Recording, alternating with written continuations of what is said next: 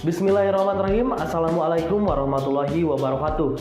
Perkenalkan, nama saya Denny Juliawan. Saya dari Prodi Ekonomi Syariah semester 3 non-reguler di STAI Dr. KHZ Mutakin Purwakarta. Nah, di sini saya akan membahas mengenai pelanggaran di perusahaan yang terjadi dalam dunia bisnis. Ini sebagai salah satu tugas mata kuliah saya yang berjudul Etika Bisnis Islam.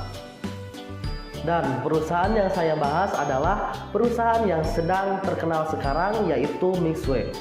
Nah, seperti yang kita ketahui, Mixue ini sekarang sudah menjamah seluruh pasaran di Indonesia maupun di luar negeri. Untuk lebih jelasnya, mari kita saksikan slide-slide berikut ini. Mixue adalah sebuah perusahaan waralaba yang menjual es krim sajian lembut dan minuman teh asal Zhengzhou, Henan, Tiongkok, dan didirikan pada bulan Juni 1997. Hingga 2021, sebanyak 21.581 gerai Mixue telah beroperasi di Tiongkok dan sedikitnya 11 negara di Asia. Perusahaan ini sepenuhnya dimiliki oleh Zhang bersaudara.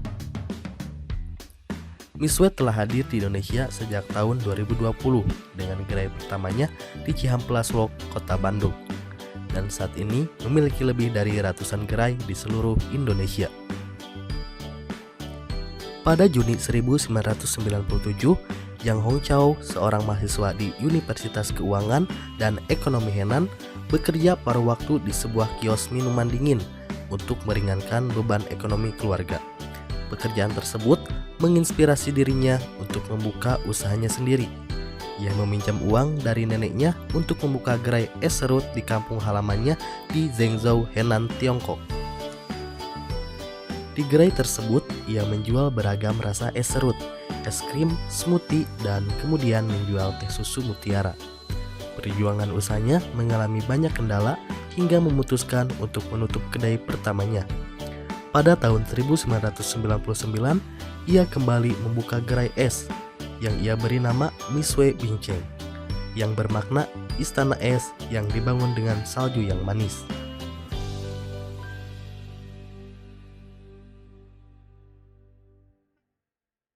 Fokus bisnis Mixue ke produk es krim berawal dari menjamurnya produk kerucut es krim sajian lembut di Zhengzhou sejak 2006. Harga es krim yang meningkat akibat popularitas es krim ini membuat Zhang memformulasikan ulang resep es krim yang dapat dijual dengan harga tak sampai 20% dari produk sejenisnya.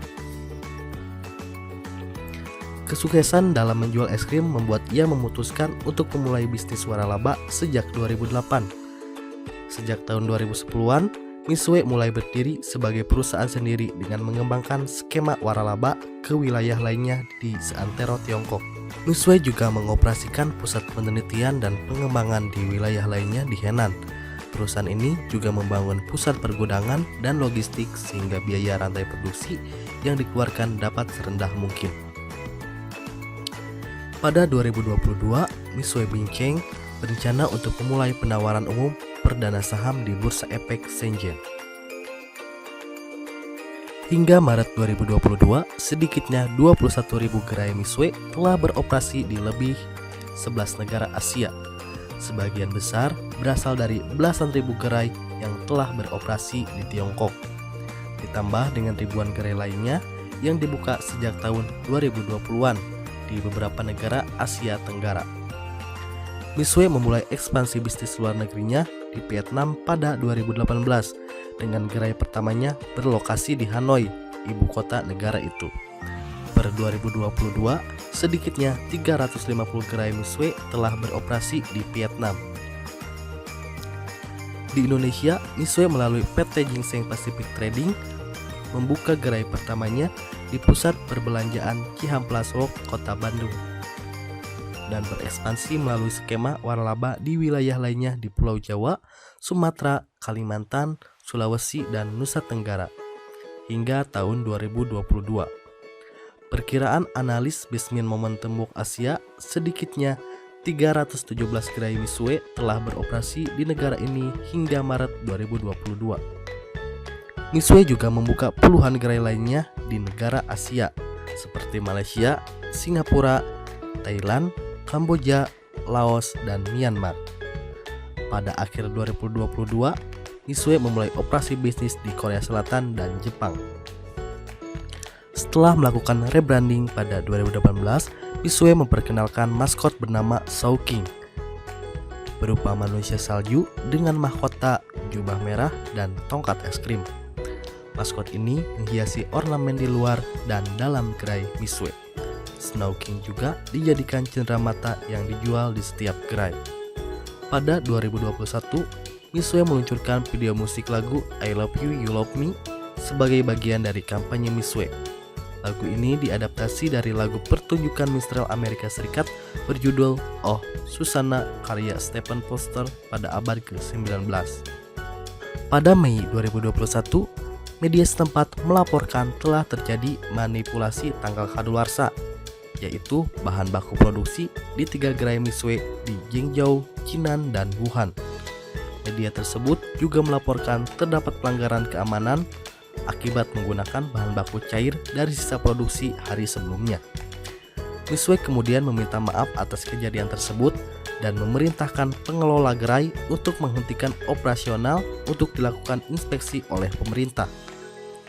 Di Jingzhou, 35 gerai harus dievaluasi, 3 gerai ditutup sementara, dan 9 gerai mendapatkan sanksi administratif. Di Kabupaten Shenkyu, dari 20 gerai Mitsui diinspeksi terdapat 14 gerai yang memiliki masalah seperti waktu operasional yang fiktif dan kondisi sanitasi di bawah standar. Di Zhangjiagang, terdapat 7 gerai Mitsui yang memiliki waktu operasional tidak sesuai standar dan salah satu gerai diduga memanipulasi tanggal kadaluarsa bahan baku. Pada Agustus 2022, seorang wanita di Jingzhou mengaku bahwa ia menemukan beberapa serangga dan telur saat ia meminum produk teh berperisa dijual Mitsui. Pihak Mitsui kemudian merespon temuan wanita tersebut. Masyarakat Indonesia mempertanyakan belum adanya sertifikasi halal dalam produk yang dijual Mitsui. Menurut PT Ginseng Pacific Trading yang membawa Mitsui ke Indonesia sejak tahun 2021, Mitsui mengupayakan proses sertifikasi halal agar konsumen tidak khawatir dalam membeli produk ini. Namun, proses terkendala oleh tahapan konsultasi halal yang harus dilaksanakan terlebih dahulu di negara asal dikarenakan 90% bahan bakunya merupakan hasil impor. Sumber bahan baku yang tidak terpusat seluruhnya di satu wilayah, serta pandemi COVID-19 dan karantina di wilayah Tiongkok menyebabkan terhambatnya proses pengurusan. Menanggapi hal tersebut, Majelis Ulama Indonesia telah mengonfirmasi bahwa proses sertifikasi halal di Indonesia masih berlangsung. Sementara Badan Penyelenggara Jaminan Produk Halal Kementerian Agama RI meminta Mitsui tidak boleh memasang logo halal sebelum sertifikat halal sudah dikeluarkan. Pengurus Bidang Penelitian dan Pengembangan Hukum Dewan Pimpinan Nasional atau DPN menawarkan solusi atas masalah Mitsui yang belum mengantongi sertifikasi halal. Seharusnya usaha makanan atau minuman di Indonesia sudah dikantongi sertifikasi halal karena sudah jadi ketentuan.